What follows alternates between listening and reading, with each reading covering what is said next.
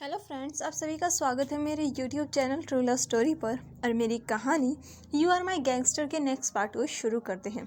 जैसा कि हमने इसके पिछले पार्ट में देखा था, विंग और यांग यांग दोनों को पता चलता है कि कॉलेज में एक असाइनमेंट रेडी करना है। और जब वो वांग जी और शांगशांग से पूछते हैं तो उन्होंने पहले ही अपना असाइनमेंट रेडी कर लिया था। ये चीज़ पता चलते ही विंग को बहुत बुरा भी लगता है और गुस्सा भी आता है, लेकिन वो क्या कर सकता था। विंग और यांग यांग अपना असाइनमेंट कंप्लीट करने लगते हैं। वो लोग वहीं बैठकर असाइनमेंट कर रहे थे, तभी दरवाजे पर नॉक होती है। वांग जी जाकर डोर ओपन करता है। वो देखता है कि दरवाजे पर उनके पेरेंट्स खड़े थे। ये देखकर वांग जी बहुत खुश होता है। वो सीधा अपने फादर को हक कर लेता है। लैन कुरैन जैसे ही वांग जी को ऐसे देखते हैं, वो खुशी से वांग जी को हक करके कहते हैं, मेरे बेबी बॉय ने मुझे मिस किया। जिस पर वांग जी कहता है, ऑफ कोर्स डैड, मैंने आपको बहुत मिस किया। जो बोलकर वांग जी फिर अपनी मदर को भी हक करता है, फिर वीचांग से और मैडम कांग से सैरन को भी, सबको। वांग जी बड़े प्यार से घर के अंदर लेकर आता है। विचांग से जैसे ही अंदर आते हैं, अपने बच्चों को पढ़ता देखकर उन्हें तो सदमा ही लग जाता है। विचांग से शॉकिंगली पूछते हैं, क्या ये दोनों सच में पढ़ रहे हैं? मैं ये नज़ारा अपनी ज़िंदगी में पहली बार देख रहा हूँ। इनके हाथों में किताबें।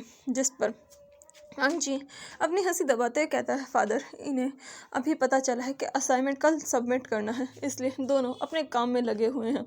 जो सुनकर चंग से कहते हैं, सच में ये दोनों बिल्कुल भी अपनी पढ़ाई पर ध्यान नहीं देते, लगता है मुझे इन पर और ध्यान देना होगा।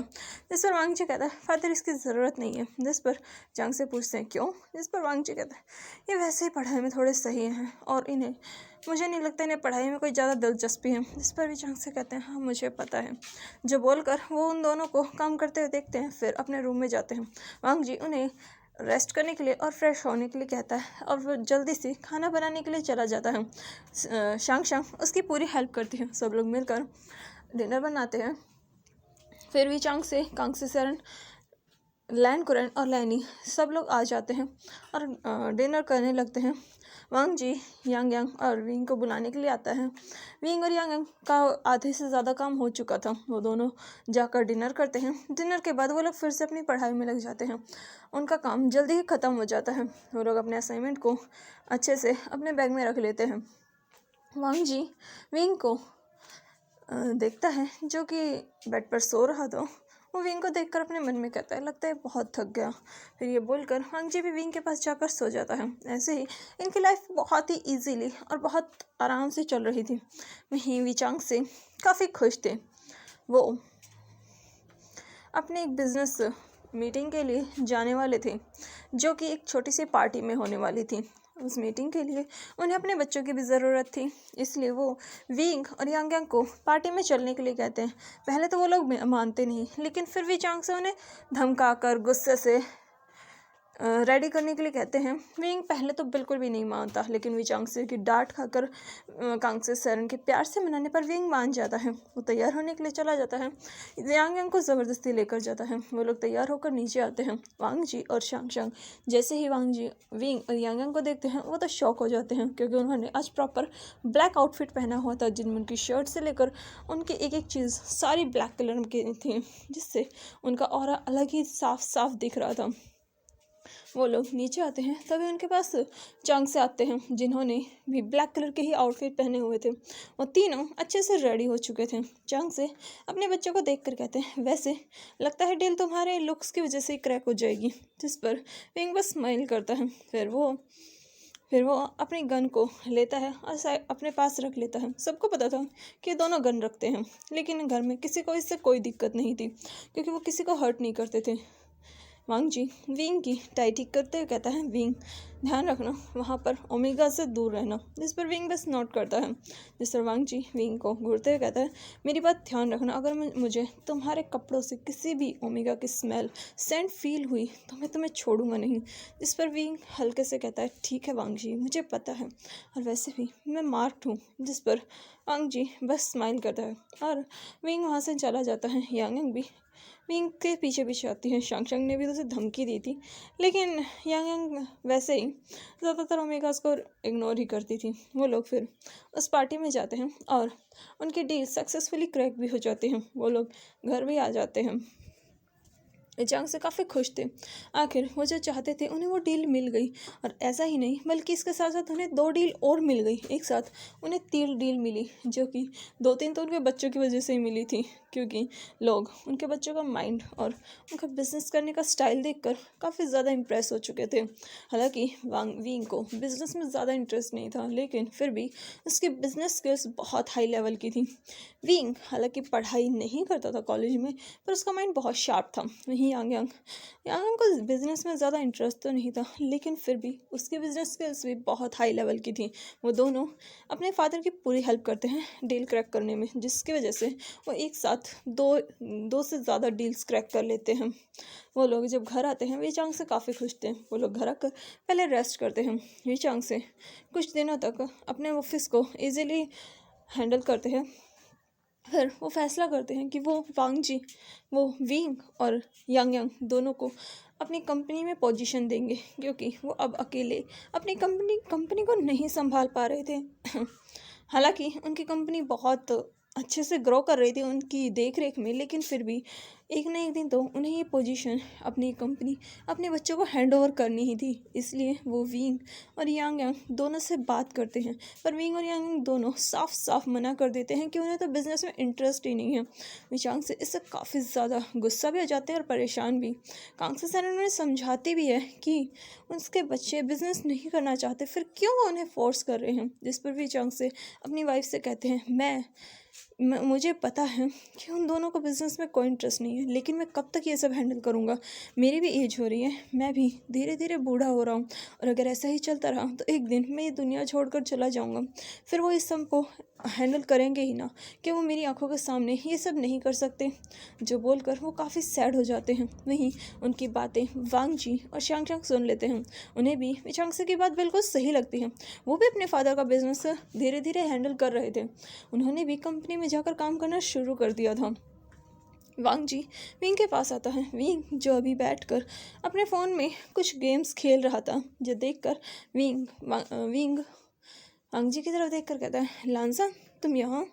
जिस पर वांग जी विंग के पास बैठ कर कहता है, विंग मुझे तुमसे कुछ ज़रूरी बात करनी है। जिस पर विंग अपने फ़ोन को रख कर कहता है, हाँ बोलो। जिस पर वांग जी कहता है, तुम्हें फादर के साथ बिजनेस ज्वाइन कर लेना चाहिए, तुम्हें उनकी कंपनी में काम करना चाहिए। जिस पर विंग कहता है, वांग जी मैं कितनी बार बता चुका हूँ मुझे बिजनेस में इंटरेस्ट नहीं है। जिस पर वांग जी कहता है, विंग मुझे पता है तुम्हें इंटरेस्ट नहीं है, लेकिन तुम्हें इंटरेस्ट लेना पड़ेगा, ये तुम्हारे फादर का बिजनेस है। जिस पर विंग कहता है, तो फिर यांग यांग ये हैंडल कर लेगी। जिस पर वांग जी कहता है, अगर वो हैंडल कर लेती तो फादर तुम्हें नहीं कहते, और वैसे भी अगर वो बिजनेस ज्वाइन कर भी लेती फिर भी तुम्हें भी बिजनेस ज्वाइन करना पड़ेगा, तुम दोनों को करना पड़ेगा। आखिर तुम दोनों के फादर हैं, आखिर अकेली यांग यांग ही ये सब क्यों करे। और मैं देखता हूँ वो थोड़ा बहुत करती है, लेकिन तुम तो बिल्कुल भी हाथ नहीं लगाते। जिस पर विंग कुछ कहता, तभी वांग जी कहता है, विंग मेरी बात समझने की कोशिश करो, आखिर तुम कब तक इससे भागोगे। एक ना एक दिन तो तुम्हें बिजनेस हैंडल करना ही पड़ेगा, कब तक तुम इन सब से दूर रहोगे। इस पर विंग कुछ कहता, तभी वांग जी कहता है, विंग मेरी बात समझने की कोशिश करो। वांग जी विंग को बहुत अच्छे से और बहुत प्यार से समझाता है। विंग वांग जी की बात थोड़ी थोड़ी समझ भी जाता है, इसलिए वो फैसला करता है कि हाँ वो अपने फादर की कंपनी को ज्वाइन करेगा। इसलिए वो वांग जी से कहता है, ठीक है मैं फादर से बात करूँगा। जो सुनकर वांग जी खुश हो जाता है और विंग को हक करके कहता है, थैंक यू विंग मेरी बात मानने के लिए। जिस पर विंग उसे हक करके कहता है, तुम्हारे लिए मैं कुछ भी कर सकता हूँ। जो बोलकर विंग एक ठंडी सांस लेता है, क्योंकि उसे बिजनेस बिल्कुल भी नहीं करना था, पर फिर भी अपनी फैमिली के लिए, अपने प्यार के लिए विंग ये करने के लिए भी तैयार हो जाता है। वहीं दूसरी तरफ यांग यांग जो कि अपने फ़ोन में कुछ कर रही थी, वो जैसे ही शांग शांग को देखती है, शांग शांग उसके पास आती है। यांग यांग उसे देखकर कहती है, बोलो क्या बात है। इस पर शांग शांग कहते हैं, तुम्हें फादर का बिजनेस ज्वाइन करना चाहिए। जिस पर शांग शांग कहते हैं, तुम भी उनकी वकालत करने आई हो। जिस पर शांग शांग कहते हैं, यांग यांग मेरी बात समझो, फादर अब ओल्ड हो रहे हैं, कब तक वो लोग ये सब हैंडल करेंगे। जिस पर यांग यांग कहती हैं, वैसे भी उनके टफ मैटर्स मैं ही हैंडल करती हूँ। जिस पर शांगशांग कहती है मुझे पता है, लेकिन फिर भी तुम्हें प्रॉपरली बिजनेस ज्वाइन करना चाहिए। तुम प्रॉपरली बिजनेस ज्वाइन नहीं करती, बल्कि ऊपर ऊपर से काम करती हो। अगर ऐसे काम करोगी तो काम नहीं चलेगा। वैसे भी फादर कब तक ये सब करेंगे, एक ना एक दिन तो वो ये सब छोड़ ही देंगे, और फिर क्या होगा? तब तो तुम्हें करना पड़ेगा ना। अगर तुम उनके आंखों के सामने सब कुछ ज्वाइन कर लोगी तो इससे क्या दिक्कत हो जाएगी? वैसे भी वो भी खुश हो जाएंगे। कभी तो अपने फादर की बात माना करो। जिस पर शांगशांग को देखती है। शांगशांग उसे बहुत प्यार से समझाती है, जिस पर यांग गहरी सांस लेकर कहती है ठीक है, मैं करूँगी। जो सुनकर शांगशांग खुश हो जाती है और यांग को हक करती है। फिर विंग और यांग दोनों अपने फादर से बात करते हैं और वो लोग बिजनेस ज्वाइन कर लेते हैं। विचांग से उन दोनों को ही सीईओ की पोजीशन देते हैं, जिससे विंग कहता है फादर दोनों को सीईओ की पोजीशन क्यों दे रहे हो? जिससे विचांग से कहते हैं दोनों में से जो भी परफेक्ट होगा वो सीईओ बन जाएगा। जो सुनकर विंग काफ़ी खुश होता है, इसलिए वो थोड़ा कम काम करता है ताकि यांग को सीईओ की पोजीशन मिले। विंग को सीईओ की पोजीशन चाहिए ही नहीं थी। ऐसे ही वो दोनों काम करते हैं। 2 महीने तक वो लोग आराम से काम करते हैं, और जिससे विचांग से काफ़ी खुश होते हैं। उनका बर्डन तो जैसे बिल्कुल ख़त्म ही हो चुका था विंग और यांग के एक साथ बिजनेस ज्वाइन करने से।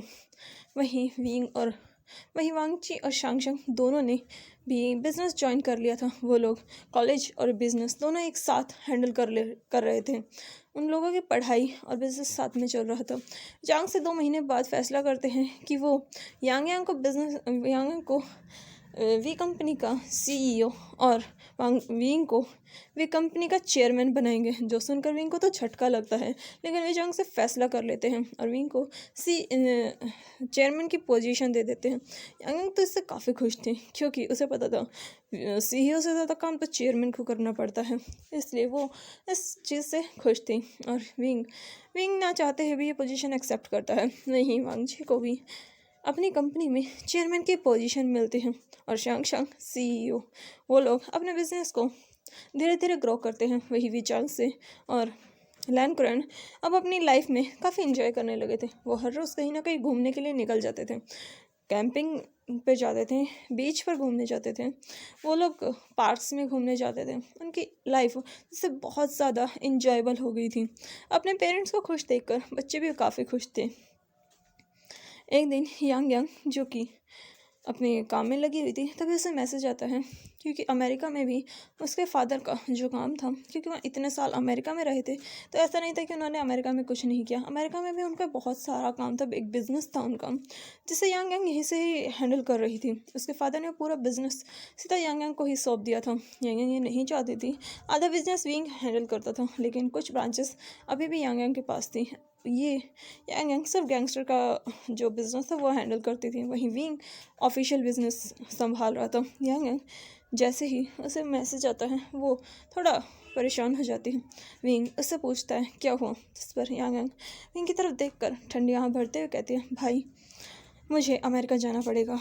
जिस पर विंग जो कि अभी एक मीटिंग में जाने वाला था, वो कहता है लेकिन इतनी जल्दी? तो यांग कहते हैं वहाँ पर एक डील होने वाली है और मुझे उस डील को कंफर्म करना पड़ेगा। जो सुनकर विंग पूछता है लेकिन ये डील है किसके साथ? सर यांग कहते हैं मुझे नहीं पता, वहाँ जाकर ही पता चलेगा। जिस पर विंग कहता है लेकिन तुम्हारा वहाँ अकेले जाना ठीक होगा? इस पर यांग कहते हैं ये कोई बड़ी बात नहीं है भाई, वैसे भी मैं अक्सर अमेरिका जाकर डील्स करती रहती थी, अभी भी मैं जा सकती हूँ। जिस पर विंग थोड़ा परेशान होता है, लेकिन फिर वो यांग की बात मान जाता है, क्योंकि वो भी यहाँ का बिज़नेस अकेले छोड़कर नहीं जा सकता था। उसके फादर ने तो जैसे बिज़नेस धीरे धीरे छोड़ ही दिया था, वो बस थोड़ा बहुत ही काम देखते थे, जो कि ना के बराबर होता था। विंग इसके लिए मान जाता है और वो यांग से कहता है कि वो जल्द से जल्द काम निपटा कर आए, क्योंकि वो ज़्यादा देर तक ये सब हैंडल अकेले नहीं कर सकता। यांग भी इसके लिए हाँ कर देती है, क्योंकि यांग को पता था उसके अंडर भी बहुत सारे प्रोजेक्ट्स हैं जो कि वो विंग को अकेले हैंड ओवर करने नहीं दे सकती। विंग एंगर लेवल देखकर, क्योंकि विंग बहुत शॉर्ट टेम्पर था और उसे पता था अगर उसके भाई ने उन डील्स को किया तो पक्का सामने वाले का वो सर ही फोड़ देंगे अगर उन्होंने कोई भी गलती की तो। वहीं यांग घर आती है और अपने बैग्स को पैक करने लगती है। शांगशांग जब उससे पूछती है तो यांग उसे बता देती है कि वो अमेरिका जा रही है। इस पर शांगशांग भी उससे कहती है कि वो भी उसके साथ चलेगी। यांग पहले तो नहीं मानती, लेकिन थोड़ी देर शांगशांग जैसे उसे मनाती है यांग मान जाती है। विंग को भी इससे कोई दिक्कत नहीं थी, वो दोनों अमेरिका जाने के लिए तैयार हो जाते हैं। विंग यांग से कहता है मैं तुम्हें छोड़ कर आता हूँ, जिस पर यांग यांग को मना कर देती हूँ क्योंकि वो खुद जाने वाली थी। विंग भी फिर इसके लिए मान जाता है। वांग जी को थोड़े दिनों से काफ़ी अजीब फील हो रहा था, उसे अच्छा नहीं लग रहा था, इसलिए आज वो ऑफिस से आते वक्त डॉक्टर के पास अपना चेकअप करवाता है और वो भी रिपोर्ट्स का वेट कर रहा था। तब तक उसे नहीं पता था कि यांग यांग और शांग शांग अमेरिका जा रहे हैं। वांग जी जो कि रिपोर्ट्स को देखता है काफ़ी खुश होता है और घर आता है। वहीं दूसरी तरफ यांग यांग और शांग शांग दोनों अमेरिका के लिए घर से निकल चुके थे। वो लोग अभी कार में ही थे। वहीं दूसरी तरफ विचांग से और बाकी सब न्यूज़ देख रहे थे। यांग यांग और शांग शांग को गए अभी सिर्फ आधा घंटा ही हुआ था, तभी लैन कुरन जो कि न्यूज़ देख रहे थे, अचानक उनके हाथ से रिमोट छूट जाता है। किसी को कुछ समझ में नहीं आता। सबको लगा कि ऐसे ही रिमोट गिर गया हो। लैन विचांग से रिमोट उठाते हुए कहते हैं, कुरैन आराम से, तुम टीवी देख रहे हो, रिमोट क्यों गिरा दिया, देखो कहीं ख़राब तो नहीं हो गया। जो बोलकर वो रिमोट को चेक करते हैं, तभी उनके कानों में न्यूज़ रिपोर्टर की आवाज़ जाती है जो कि कह रहा था चाइना से अमेरिका जाने वाली फ़्लाइट जो कि आज जाने वाली थी वो अचानक से क्रैश हो गई है और उस फ्लाइट में मौजूद हर पर्सन की डेथ हो चुकी है। हम अभी उनकी रिपोर्ट्स आप सभी को दिखाने वाले हैं। उनके नाम और पैसेंजर्स के नाम हम आपको बता देंगे। अगर उनमें किसी के भी रिलेटिव्स हैं तो प्लीज़ जल्द से जल्द एयरपोर्ट पर पहुँचे। जो पढ़कर विचांग से जल्दी से टीवी की तरफ देखते हैं जहाँ की एक फ़्लाइट नंबर आ रहा था जो कि फ़्लाइट थी चाइना से अमेरिका जाने वाली, जो देखकर विचांग से कुछ झटका लगता है। वहीं विंग जो कि अपने कॉफ़ी पी रहा था, जैसे वो ये न्यूज़ देखता है उसके हाथ से कॉफ़ी मग छूट जाता है। इस कॉफ़ी का मग सीधा ज़मीन पर गिरता है। विंग जल्दी से टीवी के पास आता है और उस न्यूज़ को देखने लगता है जहाँ पर रिपोर्टर बता रही थी फ़्लाइट में जाने वाले सभी पैसेंजर जिनमें ओमेगा अल्फ़ा बीटा जो भी थे उन सब की डेथ हो चुकी है, एक भी पर्सन ज़िंदा नहीं है। हम प्लेन को भी ढूंढने की कोशिश कर रहे हैं और लोगों की डेड बॉडीज़ की, लेकिन उनका बचना नामुमकिन है क्योंकि वो प्लेन बहुत ब्रूटली क्रैश हुआ है। प्लेन का वहीं उसके साथ जो एक और प्लेन था वो भी क्रैश हो चुका है। दोनों प्लेन्स में से किसी भी पर्सन की डेड बॉडी नहीं मिल रही है। जो बोलकर वो रिपोर्टर फिर से उन्हें वो जगह दिखाने लगती है, वो सीन बार बार जहाँ दोनों प्लेन क्रैश हुए थे। विंग जैसे ही उस प्लेन नंबर को देखता है, क्योंकि विंग ने खुद ही यांग यांग की टिकट्स बुक की थी, इसलिए विंग को पता था कि यांग यांग कौन से प्लेन में जाने वाली है। इसलिए विंग जैसे ही ये सब देखता है, विंग को झटका लगता है। विंग काँपते हुए कहता फादर यांग यांग, जिस पर विचांग से पूछते हैं यांग यांग तो तुम कहना क्या चाहते हो। और ये तो होता रहता है ना। विचांग से को पता था कि यांग यांग जाने वाले, लेकिन उन्हें ये नहीं पता था कि कौन से प्लेन से। इस पर विंग काँपते कहता फादर ये वही प्लेन है जिसमें यांग यांग जाने वाली थी। जो सुनते ही विचांग से अपने दिल पर हाथ रख लेते हैं। वहीं लैन कुरैन की भी आंखें फटी की फटी रह जाती हैं। तभी उन्हें प्लेट्स गिरने की आवाज़ आती है। जब वो पीछे देखते हैं तो कांग से सैरन और लैनी थी, वो दोनों हैरानी से सामने देख रही थी। कांग से सैरन तो खुद को संभाल ही नहीं पाती, लैनी जल्दी से उन्हें संभालती। वो दोनों सामने देख रही थी जहाँ विंग की आंखें भर आई थी, क्योंकि सबको ऐसा लग रहा था कि उस प्लेन में यांग यांग और शांग शांग दोनों थी और अब वो दोनों भी इस दुनिया में नहीं है। जो सोचकर विंग अपने हार्ट पर हाथ रखकर कहता है नहीं नहीं नहीं, ये नहीं हो सकता। मैं उससे कॉल करता हूँ, मैं अभी ट्राई करता हूँ। जो बोलकर विंग जल्दी से अपना फ़ोन उठाता है और शांग शांग को फ़ोन करता है। विंग जैसे ही शांग शांग को फ़ोन ट्राई करता है, शांग शांग का फ़ोन नहीं लगता। बार बार फ़ोन स्विच ऑफ बता रहा था, कभी बिज़ी बता रहा था, कभी आउट ऑफ कवरेज क्षेत्र बता रहा था। बार बार यही हो रहा था। ये देखकर विंग परेशान होकर अपने फ़ोन को ज़मीन पर फेंक कर मार कर कहता है ये फ़ोन ख़राब है, ये सब कुछ ख़राब है। मैं जल्दी से मैं एयरलाइन पर कॉल करता हूँ। ये बोलकर विंग जल्दी से लैंडलाइन उठाता है और एयरलाइन पर कॉल करता है, लेकिन वहाँ पर भी उसका फ़ोन कोई नहीं उठा रहा था। देखकर विंग परेशान होकर कहता फादर मैं क्या करूँ। वहीं विचांग से को तो खुद समझ में नहीं आ रहा था कि वो क्या करे। एक ऐसा लग रहा था कि एक पल में एक तूफान आया और उनकी पूरी ज़िंदगी उजाड़ कर चला गया। विचांग से कि तो पैरों के नीचे से ज़मीन खिसक गई थी। वो बस टीवी को देख रहे थे, जिनमें बार बार ये न्यूज़ दिखा रहे थे, जो प्लेन चाइना से अमेरिका जाने वाला था वो क्रैश हो चुका है, और उसमें से एक भी पर्सन की बॉडी नहीं मिली, एक भी पर्सन जिंदा नहीं है। ये न्यूज़ देखकर भी चांग से अपने दिल पर हाथ रख लेते हैं। ऐसा लग रहा था कि उनका दिल फट जाएगा। ये दर्द, हाँ वो यांग यांग से और विंग से हमेशा लड़ते हैं, लेकिन बच्चे हैं वो उनके, बड़े होते हुए देखा है, खून है उनका। जो सोचकर झांगसे को ऐसा लग रहा था कि किसी ने उनका आधा हिस्सा उनसे काट कर अलग कर दिया, कोई उनकी जान उनके अंदर से निकाल रहा। वहीं विंग जैसे ही अपने फादर की कंडीशन देखता है, विंग जल्दी से कहता है फादर, और ये बोलकर विंग अपने फादर को टाइटली हक कर लेता है और कहता है फादर कुछ नहीं होगा उसे, मैं हूँ ना, मैं अभी ढूंढता हूँ, कुछ नहीं होगा उसे, वो तो बहुत स्ट्रांग है फादर, कुछ नहीं होगा, वो तो हमारी स्ट्रेंथ है फादर आप खुद को संभालिए, कुछ नहीं होगा। नहीं विचांग से तो विंग को देख भी नहीं रहे थे, सिर्फ टीवी की तरफ देख रहे थे। उनके मुंह से सिर्फ एक आवाज़ निकलती है, यांग यांग यांग यांग यांग यांग, जो बोलकर वो जोर से रोने लगते हैं। विंग ने फर्स्ट टाइम अपने फादर को रोते हुए देखा था। विंग को बहुत दुख हो रहा था। विंग अब खुद को कर्ज कर रहा था, अगर क्यों उसने एग्री किया कि उसने यांग यांग को अमेरिका जाने की अकेले परमिशन दे दी, क्यों? विंग बार बार खुद को कर्ज कर रहा था, आखिर क्यों उसने यांग यांग को अकेले जाने दिया? क्या ये उसकी गलती है?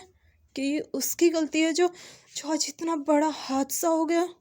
जो सोचकर विंग बार बार खुद को कर्ज कर रहा था।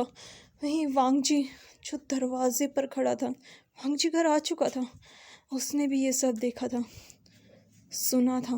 वांग जी को यकीन नहीं हो रहा था, आज ये क्या हो गया? वांग जी अपने हाथ के रिपोर्ट को देखता है, सबको देखता है, उसकी तो हिम्मत जवाब दी गई थी। वांग जी गेट के अंदर आता है और वहीं ज़मीन पर गिर जाता है। विंग जैसे किसी के गिरने की आवाज़ आती है, विंग उस तरफ देखता है, वहाँ वांग जी था। वहीं मैडम लैन और कांगसे सरन खुद को संभाल नहीं पाते, वो दोनों भी ज़मीन पर गिर जाते हैं। अगर उस फ्लाइट में शांग भी तो थी, लैनी कैसे खुद को संभालती? वो कांगसे को जब तक संभाल रही थी तब तक ठीक था, लेकिन अब क्या? पूरी फैमिली जैसे खामोश हो गई थी, सबकी आंखों में आंसू थे, सब लोग बस दुखी थे, दर्द था सबकी आंखों में। वांग जी बहुत ज़्यादा हर्ट हो चुका था। वांग जी को तो ऐसा लग रहा था कि उसकी पूरी ज़िंदगी तबाह हो गई हो। वांग जी को अपनी बहन शांग का हंसता हुआ फेस याद आता है, जो कि काफ़ी खुश थी। वांग जी को ऐसा लग रहा था कि अब उसे कोई गगा नहीं बुलाएगा, कोई नहीं होगा जो उसे अपने पास रखेगा। सोचकर वांग जी को ऐसा लग रहा था कि बस उसकी लाइफ यहीं तक थी, उसकी हिम्मत जवाब दे चुकी थी। मुझे बार बार बस इस बारे में सोच रहा था कि आखिर ये सब हो क्या गया, कैसे हुआ, क्यों हुआ? क्या उसी के फैमिली के साथ ये सब होना था? क्या उसकी फैमिली कभी खुश नहीं रह सकती? एक प्रॉब्लम गई नहीं, दूसरी आकर खड़ी हो जाती है। और इस बार तो यांग यांग और शांग कि सच में वो दोनों अब इस दुनिया में नहीं है। जो सोचकर वांग जी को बहुत ज़्यादा पेन होता है। वांग जी की आंखों से आंसू बहने लगते हैं। हाँ, शांग उसकी बहन है, बहुत प्यार करता है। हाँ, उसके सामने यांग यांग का भी फेस आ रहा था, जो उसे हमेशा प्रोटेक्ट करती आई थी। हाँ गुस्सा, हाँ वो ज़्यादा रिएक्ट नहीं करती थी, लेकिन हाँ वो वांग जी को प्रोटेक्ट बहुत करती थी, अनजाने में ही सही, पर बहुत बार वांग जी को ऐसा लग रहा था कि उसे एक और बहन मिल गई हो, जो कि वांग जी के लिए स्ट्रेंथ का काम करती हो। वांग जी बस यही सब सोच रहा था। धीरे धीरे उसका दिमाग ब्लैंक होने लगता है। वांग जी को ऐसा लग रहा था कि उसकी दुनिया ख़त्म हो रही है। नहीं, विंग किसको संभाले? वो खुद टूट रहा है अंदर तक, आखिर उसने भी तो अपनी बहन को खोया है। विंग खुद टूट रहा था, घर में सबको संभाल रहा था। वहीं लैन कुरैन तो सिर्फ बैठे बैठे वो न्यूज़ देख रहे थे। उनकी तो बॉडी जवाब नहीं दे रही थी। विंग लैन कुरैन को हिलाते कहते फादर प्लीज़ फादर। वहीं लैन कुरैन विंग की तरफ देखते हैं, उनकी आंखें भर आई थी। वो विंग को हक कर लेते हैं। विंग अकेला पूरी फैमिली को कैसे संभालता। विंग खुद टूट रहा था। पूरी फैमिली में बस मातम का माहौल छा चुका था। सब तरफ सिर्फ सन्नाटा पसरा हुआ था। शांति, लोगों की सिसकियाँ, रोने की आवाज़, बस यही बचा था अब वी फैमिली में। तभी दरवाज़ा कोई खोलता है और ये नज़ारा अपनी आँखों से देखता है। तो चलिए मिलते हैं इसके नेक्स्ट पार्ट में। देखते हैं क्या सच में यांग यांग और शांग शांग को कुछ हो गया या नहीं। चलिए मिलते हैं इसके नेक्स्ट पार्ट में। तब तक के लिए मेरे चैनल को लाइक कीजिए, शेयर कीजिए, सब्सक्राइब कीजिए।